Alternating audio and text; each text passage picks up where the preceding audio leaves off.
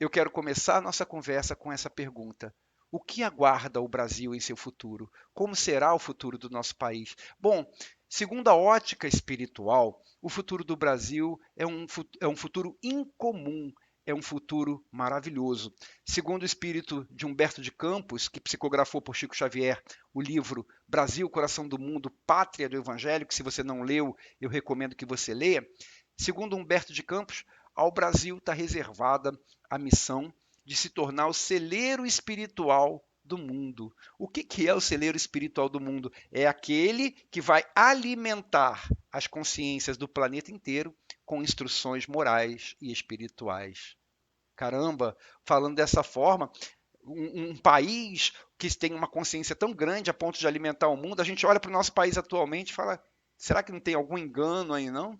Fica um pouco difícil da gente conseguir compreender isso, fica um pouco difícil da gente até aceitar esse futuro para o nosso país se a gente ficar olhando para as nossas condições atuais. Como é que pode um país como o nosso, que tem desigualdades sociais, que tem problemas econômicos, que tem pessoas que pensam de forma tão diferente, tão heterogênea, como é que pode um país como o nosso, que passa por estas situações tão difíceis, progredir tanto a ponto de se tornar referência para o planeta em termos de consciência, em termos espirituais? Será que Humberto de Campos se enganou? Será que ele só falou isso para incentivar a gente a ser melhor? Então, para a gente responder essas perguntas, eu queria convidar você a voltar comigo ao passado. Não basta nós olharmos para o Brasil só como ele é hoje. Vamos voltar no tempo, vamos ver a contribuição de outras nações também para o planeta. E olha que já existem nações, impérios no nosso planeta há milhares de anos, né? O Brasil foi descoberto em 1500, tem 500 anos só, é um país jovem, é um bebê comparado a outras nações que têm 6.000 anos de existência. Na antiguidade, grandes impérios já existiam no mundo. E esses grandes impérios contribuíram, de alguma maneira, durante a sua história, para o desenvolvimento da humanidade. Eu torno a dizer, o Brasil tem só 500 anos. Ele também vai contribuir para o desenvolvimento da humanidade. E a gente vai ver como que ele vai contribuir. Então nós vemos aí grandes impérios que contribuíram com suas invenções, com suas culturas, com suas descobertas. A China, por exemplo, ela existe há mais de 5.000 anos, o Império Chinês, e da China veio o papel. Hoje a gente não vive sem o papel, a pólvora e até o macarrão que a gente come foi invenção chinesa. Tem gente que pensa que foi italiana, não, é invenção chinesa. Então a China, isso só falei três coisinhas aqui, mas com inúmeras coisas a China contribuiu para o mundo. O Egito, também um império antiquíssimo, há 5.000 anos, ele já era o berço da medicina, por incrível que pareça. Lá no Egito eles faziam cirurgia, morriam, as pessoas morriam, nem sempre sobreviviam, mas faziam experiências, cirurgias, tentavam curar as pessoas. Na Mesopotâmia também, antigo, da Mesopotâmia veio o Código de Hammurabi, que foi o primeiro código de leis do planeta, ou seja, foi a semente do que hoje é o direito, o direito jurídico do nosso país. A Grécia nos brindou com arte, com filosofia. Então, o que eu quero dizer é o seguinte: cada país, cada nação fez a sua parte e até hoje faz. Nações de todo o mundo fizeram a sua parte, contribuíram de alguma maneira com o desenvolvimento da humanidade e do próprio planeta. Então, se nós avaliarmos todas as contribuições dadas ao mundo, nós vemos que hoje o planeta é resultado do esforço de cada uma dessas nações, de nações diferentes, ao longo de um grande espaço de tempo, ao longo de muito tempo, mas que o conhecimento de cada um foi se juntando e hoje nós somos o que somos. Mas e em termos de consciência espiritual? A gente falou aqui de invenções, a gente falou de arte, a gente falou arte na Grécia, por exemplo, a filosofia na Grécia, a gente falou de leis de direito lá na Mesopotâmia, mas e em termos de consciência espiritual? Cada reino, cada império, cada nação também, ao longo desses séculos, desses milênios, cada nação também desenvolveu seus próprios sistemas de crenças. E esses sistemas de crença ou religiões, eles também foram úteis, de alguma maneira, para a construção do mundo atual. Nós não podemos negar que, apesar das diferenças culturais de cada nação, cada povo, cada religião também contribuiu de alguma maneira para a consciência espiritual daquela época, naquele povo, naquela nação. Foi útil, ajudou para aquela população aquele conhecimento espiritual, aquela visão, melhor dizendo, aquela visão espiritual. Ajudou aquele povo naquela época. Todas as religiões, em suma, elas têm algo de positivo. Elas têm algo que poderia ser extraído delas, reunido com outra coisa que também fosse positiva de uma outra religião, reunido com um outro conceito positivo de uma outra, e se transformar em uma grande consciência espiritual. É claro que muitas religiões têm os excessos, têm a parte humana da nossa ignorância que faz com que sejam impregnados nos conceitos mais puros espirituais traços das nossas paixões. Então, seria maravilhoso se nós pudéssemos tirar o que é excesso de cada religião, deixar só a essência, o que há de mais puro em cada religião do planeta, e pudéssemos juntar isso de uma forma bem homogênea, de uma forma bem ecumênica. Se o nosso planeta caminha para um estágio de regeneração, hoje nós somos um mundo de provas e expiações, mas nós estamos caminhando para um estágio de um mundo de regeneração. Então, se o nosso planeta caminha para um estágio de regeneração, é natural, sim, que em algum momento e em algum lugar fossem reunidos esses pontos, os melhores conceitos, a essência mais espiritualizada, mais pura de cada religião do nosso globo, e mais que esses conceitos ainda fossem acrescidos de uma nova consciência espiritual, de algo ainda muito maior, que nos dê uma visão ainda muito melhor sobre a espiritualidade.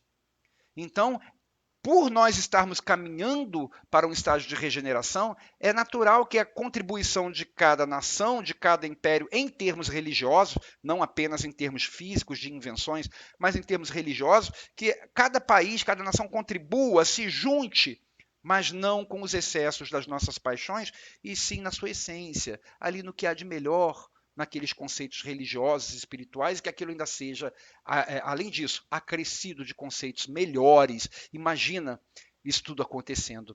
Que maravilha que seria para o nosso planeta termos assim algo que nos transmitisse uma consciência espiritual tão maravilhosa assim.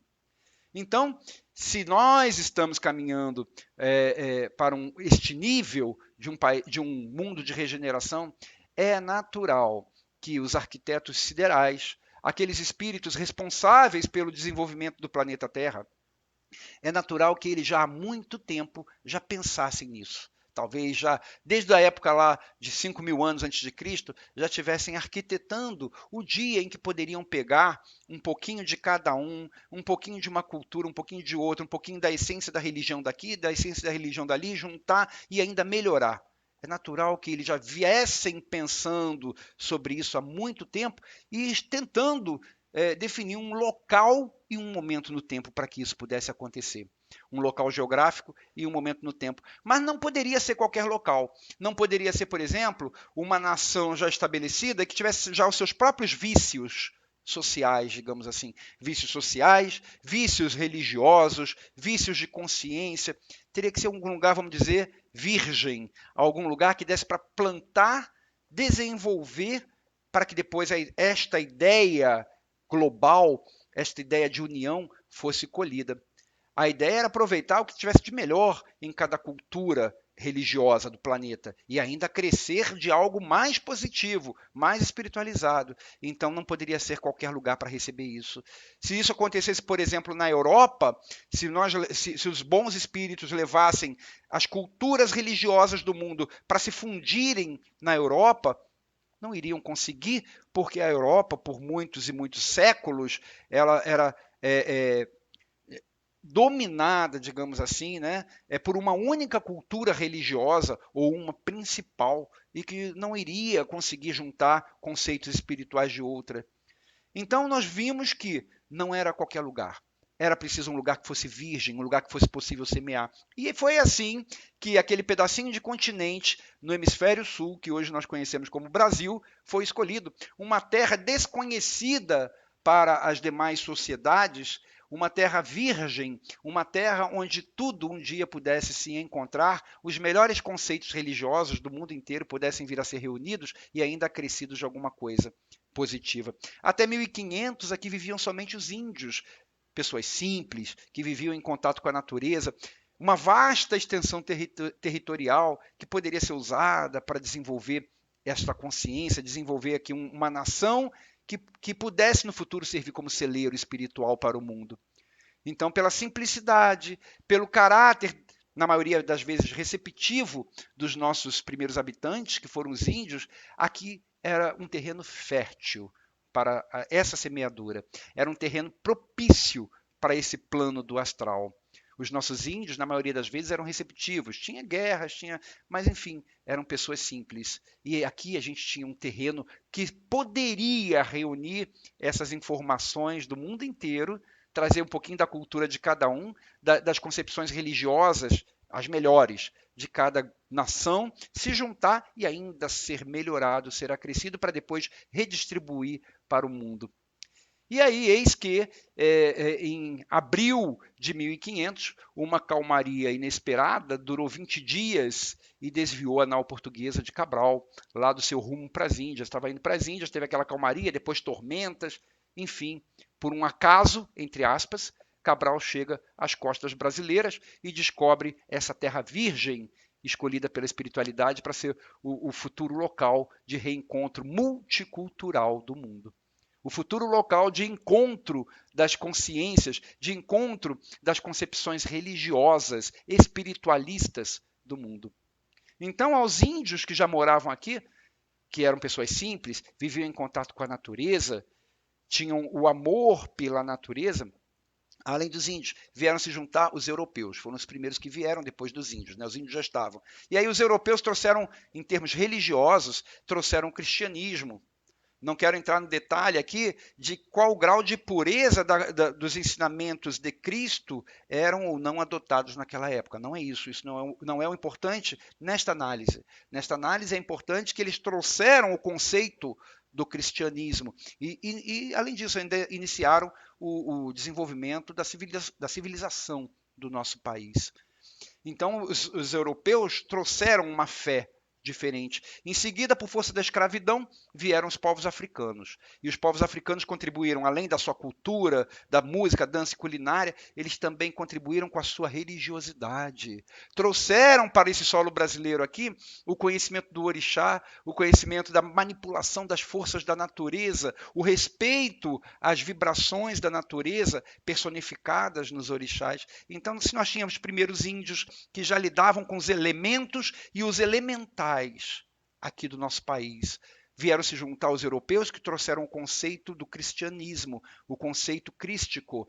Depois vieram os negros africanos, que trouxeram para o nosso país o conhecimento do orixá, o conhecimento da força vibratória da natureza, o conhecimento da magia da natureza. Depois, quando terminou a escravidão, era preciso que alguém trabalhasse na agricultura. E aí vieram os asiáticos, vieram os japoneses para trabalhar aqui na agricultura e que trouxeram uma nova filosofia, novos conceitos espirituais e que começaram também a difundir, principalmente em algumas regiões do Brasil. Depois, no começo do século XX, vieram árabes, vieram libaneses, que também interferiram na nossa cultura religiosa, também interferiram na nossa cultura espiritual. Enfim, estava formado aí o grande caldeirão cultural e, principalmente, o grande caldeirão espiritual que compõe o povo brasileiro, o grande caldeirão religioso que compõe o povo brasileiro. A partir daí, todas as culturas estão aqui, ó. Elas estão representadas no solo nacional. Então, aquilo que lá no princípio, talvez há milhares de anos, tivesse sido a intenção dos arquitetos siderais de começar a reunir em algum ponto daquele globo, em algum ponto do nosso planeta, as culturas diferentes, para que elas pudessem se amalgamar, para que elas pudessem se juntar, se burilar, peneirar o que há de melhor e ainda ser acrescida de algo positivo, tudo aquilo que eles pensaram começou a acontecer. E aconteceu aqui. Hoje a gente tem todas as culturas representadas em solo nacional. Praticamente todas as religiões do mundo encontram representantes aqui no nosso Brasil. Agora, o que está faltando? Falta a homogeneização, ou seja, falta a gente burilar isso, falta aprimorar essa massa espiritual, essa massa religiosa formada aqui, para que essa massa religiosa, essa massa espiritual, ela possa se transformar, sim, no futuro, em alimento espiritual para o mundo. Só que esse processo de aprimoramento, esse processo de homogeneização não é rápido. Vamos lembrar, mais uma vez, que o Brasil tem só 500 anos. E em termos de vida do planeta, 500 anos é muito pouco. Nós somos um bebê, estamos no berço ainda, ou saindo do berço. Vai comparar com a China, que tem 6 mil anos de existência. Então, além de nós sermos bebês, além de estarmos firmando ainda, construindo a nossa identidade, estarmos construindo a nossa cultura, além disso, não foram só culturas diferentes que vieram para o Brasil, vieram também espíritos diferentes. Espíritos em níveis diferentes de entendimento, espíritos que antes encarnavam em outros países, viviam outras culturas, tinham outros entendimentos e que agora passaram a reencarnar no Brasil. Só que não se muda a visão de um espírito só porque ele encarnou num lugar. Então, espíritos que encarnam aqui continuam ainda com muitas visões diferentes, pelos seus hábitos de outras encarnações, pelo que aprenderam em outras encarnações, pelas suas culturas de outras encarnações. E isso resulta numa população atual muito diversificada em entendimentos e em hábitos. Por isso, esse processo de conscientização, esse processo de homogeneização, de aprimoramento, da gente se tornar alguma coisa homogênea, é muito lento, é demorado. Mas a boa notícia é que, apesar de demorado, este processo vai acontecer e já está acontecendo. Um dia será finalizado, porque ele é auxiliado por movimentos espirituais que visam justamente isso. Visam fazer com que nós nos tornemos mais homogêneos, visam fazer com que nós desenvolvamos a nossa consciência, com que o povo inteiro desenvolva a sua consciência. E esses movimentos espirituais que hoje nos auxiliam neste trabalho de regeneração para que o Brasil possa se tornar o celeiro espiritual do mundo, esses movimentos são basicamente o Espiritismo e a Umbanda.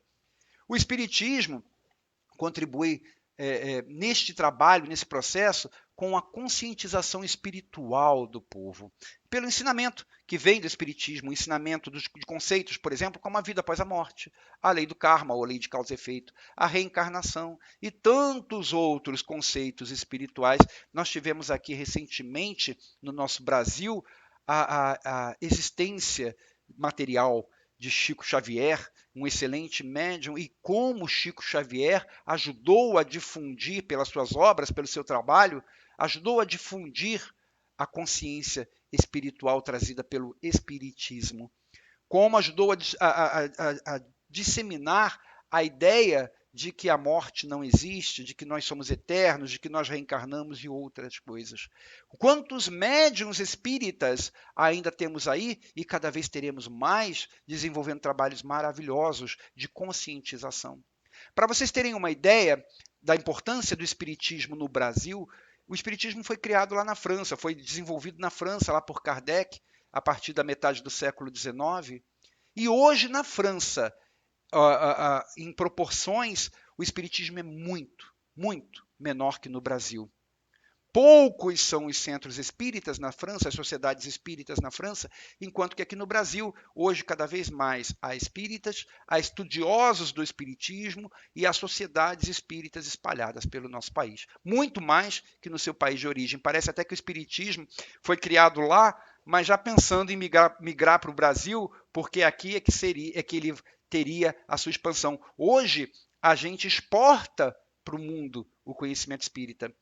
É possível você encontrar centros espíritas no mundo inteiro, mas que não foram originados da França, não. Vieram aqui do Brasil, foram do Brasil para lá. Pessoas que moravam aqui, que eram espíritas, e que abriram núcleos de estudo espírita em todos os locais do globo. Então, o Brasil já começa a exportar um conhecimento espiritual mais, assim, vamos dizer, aprimorado do que aqueles conhecimentos espirituais primitivos de religiões mais ligadas à matéria. O espiritismo já começa a fazer isso.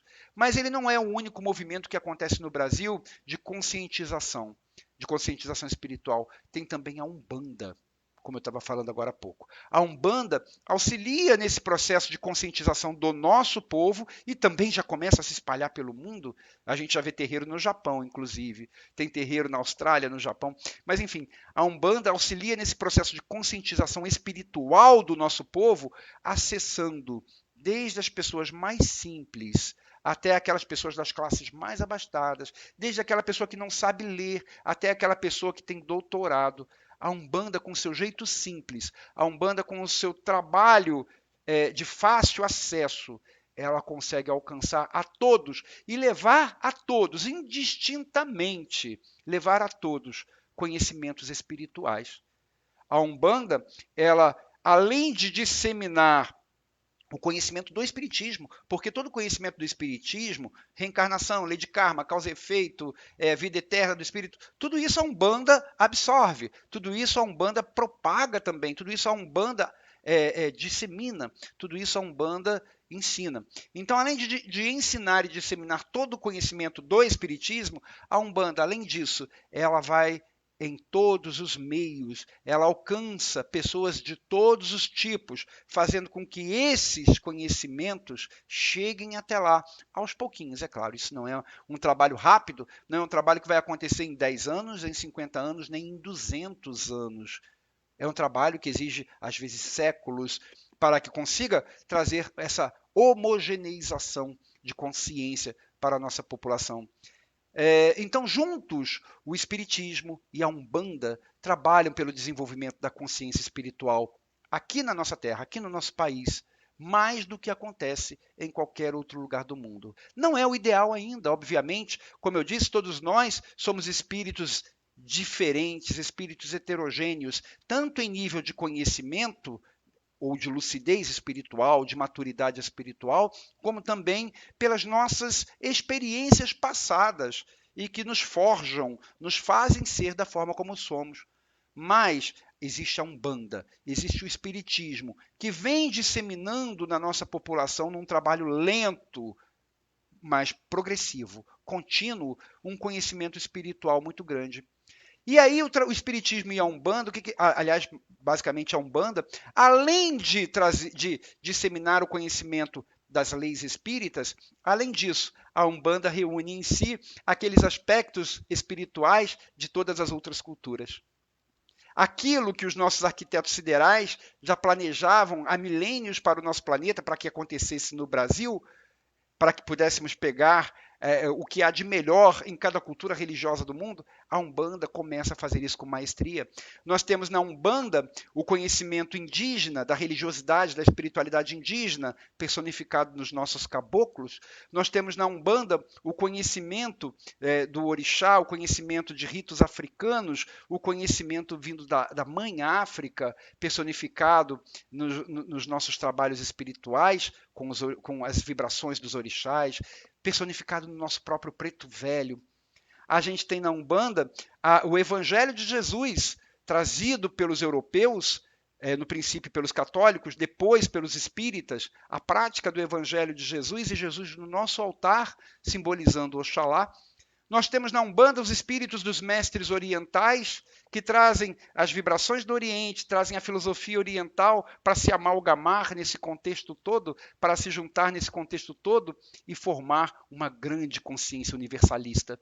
Então a Umbanda, o Espiritismo traz o conhecimento das leis e a Umbanda coloca todo este conhecimento a favor do universalismo, juntando os traços espirituais de maiores níveis filosóficos, de maiores níveis conscienciais dentro de uma única religião.